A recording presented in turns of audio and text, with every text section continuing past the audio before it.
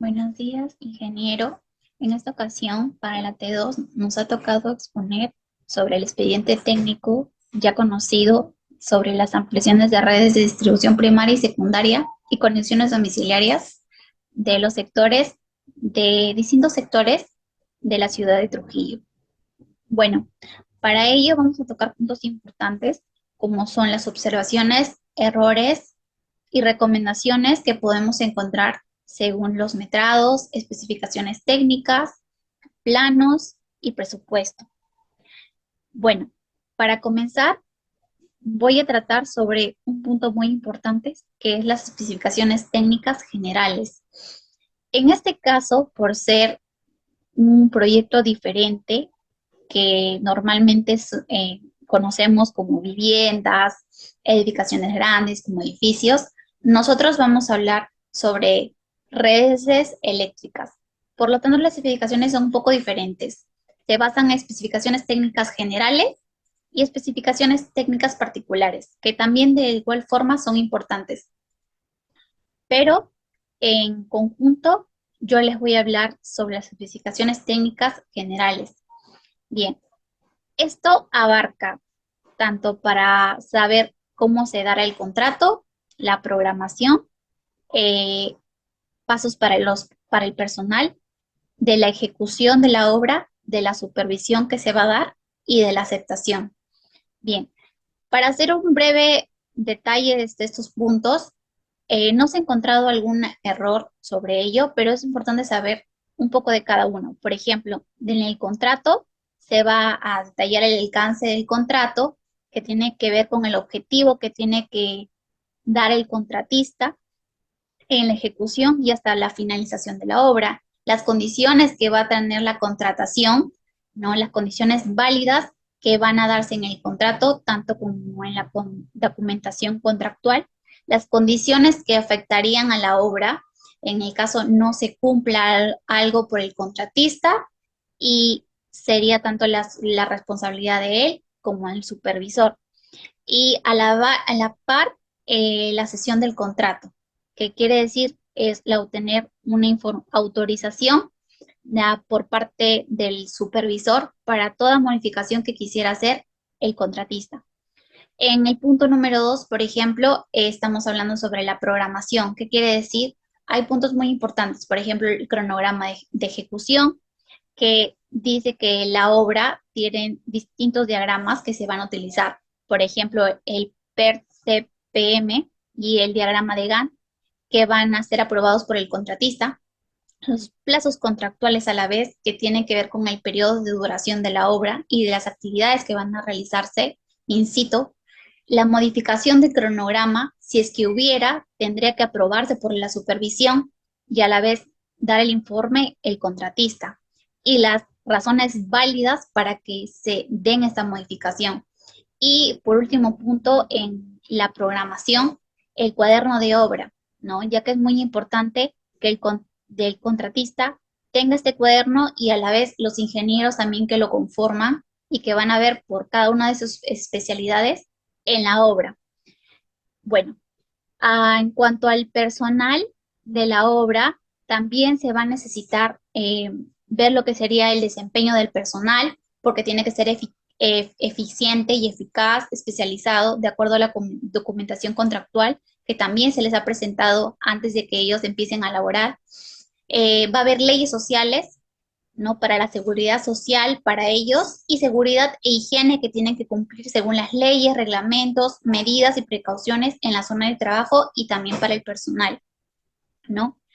Eh, Luego va a haber el punto de la ejecución, por ejemplo. En cuanto al punto de la ejecución, vamos a ver lo que sería la ejecución de los trabajos que se van a realizar en la obra, que se ejecutada y a la vez mencionada de manera prescrita, las herramientas y los equipos que tienen que ser adecuados y suficientes para las condiciones operativas. El cambio de modificaciones también, si es que se da alguno, tiene que ser mediante la orden de cambio que se le presenta al supervisor. En este caso lo presenta el contratista. Y si hubiera un daño a la obra, En este caso, para esta obra se dice que el responsable sería el contratista. A la vez hay puntos importantes también como la protección del medio ambiente y limpieza. En cuanto al punto de la supervisión, en este punto se da, por ejemplo, la permanente supervisión como primer punto, que es una inspección y fiscalización de la obra. Puede ser tanto por un propietario o puede ser por la empresa constructora, que sería Hidrandina, y en caso a la par con lo que sería el contratista. Hay obligaciones por el contratista que también tiene que tener y se presenten los documentos contractuales que tienen que ser informados a la supervisión en todo momento. Y por último, en cuanto a la aceptación, ¿qué quiere decir la aceptación? El personal, eh, lo que se va a dar también a la vez en la validez que se haga en algunas modificaciones. Acompañe, a continuación, mi compañero Giuseppe. En este caso, me toca hablar de las especificaciones técnicas particulares, que son aquellas por las cuales la empresa contratista tomará su cargo. De ellos se dividen en subpartidas, donde tenemos el replanteo topográfico. ¿Qué es un replanteo topográfico? Es la operación mediante se marca sobre el terreno puntos extraídos de un plano determinado. También tenemos ingeniería de detalle, que su objetivo es definir de manera precisa la ejecución del proyecto. También tenemos cartel de obra, que es un cartel simple que permite a la comunidad dar a conocer las condiciones características del proyecto a realizar. También tenemos plan de monitoreo ambiental, que busca identificar la calidad de los recursos naturales. También tenemos excavaciones. Es un corte, es una cavidad, es una zanja hecha en la superficie de la tierra debido a una extracción de tierra. También tenemos pisajes de postes y cementación, montaje de crucetas, montaje de retenidas y anclajes, puesta a tierra. La puesta a tierra, su función es limitar y disminuir los riesgos con materiales eléctricos. También hay instalaciones de aisladores y accesorios. Y por último, instalación de conductor aéreo. Bueno, yo les voy a presentar ahora sobre el caso 1 o error que se ha encontrado en la ejecución de la obra, ¿no? Ahora, este primer caso se trata sobre la seguridad de higiene. Como bien mencioné en alguna especificación técnica general que tenía que ver con el personal, se presenta un punto muy importante que era la seguridad e higiene para ellos y a la vez para los ingenieros y la población que está alrededor, que también no debería pues afectarla por esta ejecución de obra de redes eléctricas, por lo que el contratista debió observar reglamentos y medidas preventivas para evitar condiciones insalubres en la obra y alrededores. Como podemos observar, la ejecución de la obra comenzó en el año 2019, donde a la vez también comenzó la etapa del COVID-19. El contratista debió supervisar y cuidar la salud de sus trabajadores, ¿no? Para que pues no afecten a ello. Y bueno, tenemos algunos errores por el panel fotográfico que se realizó. En este caso, ¿qué tendría con ello? El contratista presentó ante Hidrandina S.A. su plan de seguridad y vigilancia, la prevención y control que se iba a dar para no afectarse según el COVID-19 que había en ese momento y debió estar aprobado por el Ministerio de Energía y Minas, registrado a la vez en el Ministerio de Salud. Este reglamento se conocía como Resolución Ministerial número 448 del año 2020, ¿no? Donde fue aprobado. Y el personal y profesional debieron tener en cuenta que debían usarse diversos factores para evitar el contagio ante ello. Por ejemplo, mascarillas, alcoholes, pruebas de descarte, etcétera, eh, y no afectar el rendimiento del proyecto para la continuación. Como nosotros sabemos, sí se llegó a seguir, ¿no?, en ejecución según el cronograma, pero por lo que hemos visto en el panel fotográfico, no ha tomado las medidas preventivas. Por ejemplo, en los estudios topográficos no se vio que hayan usado lo que son las medidas preventivas, por ejemplo, las mascarillas. Y el estudio previo en la zona que se dio por algunos para las encuestas, para conocer más de ellos, tanto en los profesionales que lo hicieron, no contaron tampoco con las mascarillas ni con ninguna medida preventiva para el contagio, ¿no? Para prevenir el contagio. Entonces, no se cumplieron con las normas establecidas, estipuladas en las especificaciones técnicas, como hemos podido observar, tanto de salud, seguridad e higiene. Eh, ¿Qué nos llevaría con ello? Pues esto nos conlleva a saber ha podido pasar si ha sucedido ello, ¿no? Nos queda como ejemplo para que otras obras no realicen de manera errónea ello, porque podría traer enfermedades, contagios, riesgos en el proyecto, el cambio y el despido del personal, y eso también afectaría porque para esto tendría que el contratista presentar la observación al supervisor y ello también demandaría un tiempo y alteraría los tiempos en el cronograma de obra que ya están pactados, ¿no?, en las especificaciones técnicas.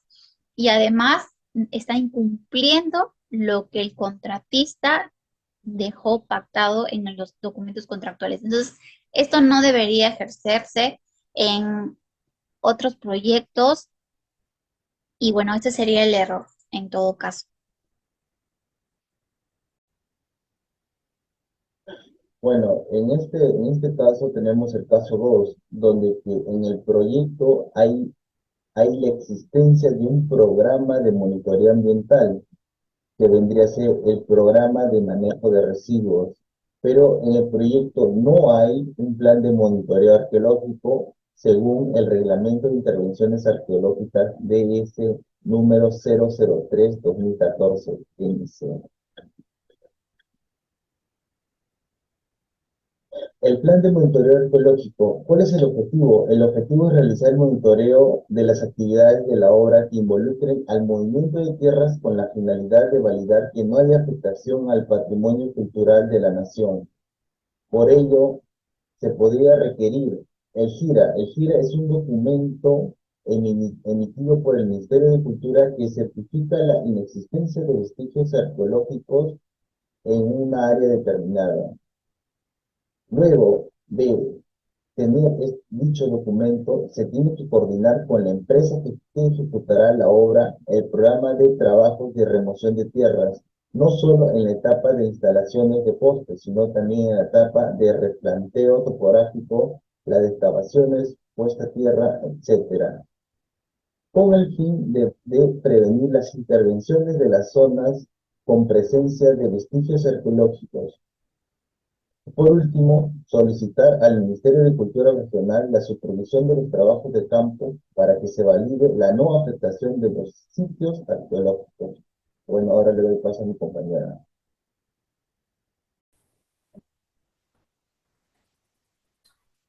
Buenas tardes, ingeniero, y voy a seguir con Yo me llamo Herrera Cota Juvencio Jaime, y voy a seguir con la exposición. Recomendaciones. Según las evidencias in situ, en este proyecto se encontraron medidores de bajo amperaje en las viviendas. Estos medidores de bajo amperaje fueron colocados por Hidroandina en el proyecto realizado. Sin embargo, las llaves térmicas que van debajo de los medidores son de bajo amperaje, 16 amperios. Estos serían ineficaces para cumplir las necesidades de energía eléctrica en los hogares. En el plano se observa que la llave térmica debió ser de 30 amperios, pero en el lugar de los hechos fotos in situ, se observa que Los medidores de luz, las llaves térmicas es de 16 amperios. La recomendación sería usar llaves o medidores termomagnéticas de 25 amperios a 32 amperios.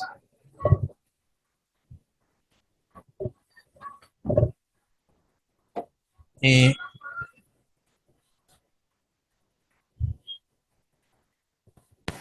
en errores en las unidades de metraje en las partidas trazos preliminares. Error. Según la norma técnica de metrados de obra de edificaciones y habilitaciones urbanas, trazo de niveles y replanteo preliminar. Unidad de medida tiene que ser en metros cuadrados. Según los metrados realizados en el expediente técnico, se usó la unidad de medida en kilómetros. Sin embargo, se debe metrar en metros cuadrados. Muchas gracias, profesor o ingeniero. Buenas tardes, ingeniero. Mis datos son Lincoln Zapata Quispe y bueno, voy a exponer sobre el caso número 5, que es una pequeña observación que hemos encontrado en el presupuesto de la obra. Bueno, ¿de qué trata este observación? Se trata sobre que se encontró una información del resumen general del presupuesto al final de una hoja de Excel combinado con presupuesto de cada ítem realizado. Y esto a qué puede conllevarnos a que en el momento de presentarlo nos puedan hacer algunas preguntas o nos hacen demorar más tiempo, aparte de aclarar las dudas que tienen los demás, porque no está bien organizado, está desordenado, se puede decir. Bueno, una recomendación que yo doy para este tipo de casos, que bueno, tal vez son comunes, se puede decir que se puede trabajar de manera más esclarecida, ¿no? Para que se pueda visualizar mejor. Y para esto, ¿qué se puede hacer? Trabajarla en otra hoja de Excel, para que no haya malos inconvenientes y pueda llevarse todo tranquilamente. Bueno, ahora en el caso número 6 son también observaciones. Bueno, antes de comenzar, aquí se me pareció un dato curioso, ¿verdad? Por el tema de que no he visto antes, no he apreciado antes en otros lugares lo que ha pasado acá. Es la primera vez, bueno, que me topo, o no sé, tal vez en otros pueblos haya sucedido, no sé, ¿no? Lo que pasa es que en el año cero del proyecto, ¿qué hacen? Van a investigar en los sitios que se va a colocar sobre los puntos de diseño, si necesitan más, subestaciones. ¿Y qué se encuentra? Bueno, como antes solamente estaba diseñado las energías eléctricas para una determinada zona, un determinado sector. Con el tiempo ese sector pues se fue ampliando, llegaron las personas, se fueron, podría decir que se fueron creando más asentamientos humanos, comenzaron a existir más casas. ¿Y qué lleva esto? Esto va a llevar a necesitar la necesidad de que necesiten más recursos y todo eso de la energía eléctrica. Y ahí viene, ¿no? El hecho curioso que le mencionaba sobre que las personas, a la necesidad que tenían, comenzaron a ellas mismas, viendo que no había ningún proyecto, comenzaron a construir postes de maderas y encima las maderas no tratadas. Y aparte, incluso llegaron, dice, a construir hacer su propio cableado. Que bueno, hacer todo eso, construir de esa manera, como no tenían así tan en cuenta, que llevó a que las subestaciones que estaban en el sitio llegaran a colapsar, que no soportaran y ocurrieran fallos. Y claro, que también era muy peligroso, ¿no? Ya que la potencia también, ¿verdad? Menciona que era demasiado baja por el hecho de que solamente estaba diseñado para un cierto sector y no para los demás. Bueno, como puede ver ahí, los puntos rojos son las subestaciones que están detalladas en el plano, ¿no? Las subestaciones son los triangulitos con el punto rojo que está en el medio. Bueno, en cada plano se ha calculado y se ha diseñado que para las subestaciones se van a diseñar en esa localidad cinco sectores, cinco subestaciones, que comprenderá la obra con la finalidad de obtener los puntos aptos de energía eléctrica para cada vivienda. ¿Estas subestaciones en qué ayudan? Bueno, a regularizar ah, la energía que llega a la localidad, ¿verdad? Como usted sabe, existen no solamente son viviendas, también son centros comerciales, negocios, entre otras cosas. Y esto lleva a que, gracias a las subestaciones y al cálculo de los puntos de diseño, se pueda crear una buena distribución, ya que los centros comerciales requieren más, las viviendas menos, y así pues va distribuyendo de manera correcta. Y bueno, estas son soluciones ejecutadas con la finalidad de acabar con el mal estado y erróneos elementos provisionales puestos por los mismos pobladores. Como le comenté, el momento de llegar a la población habían encontrado postes de madera cableados solamente por ellos mismos. Y esto, como le digo, llevó al colapso de la subestación que estaba por ahí. Y bueno, el proyecto busca eso, ¿no? Pero esa es la finalidad del proyecto. Busca colocar más subestaciones, más puntos de diseño para que pueda existir para que para que todas las personas estén cómodas en la localidad y así no sufran graves consecuencias. Y bueno, ingeniero, esa es la parte que me llamó más la atención, la verdad, porque no estaba muy familiarizado con ese tipo de cosas. Y bueno, eso es todo por mi parte. Ah, y gracias por la atención.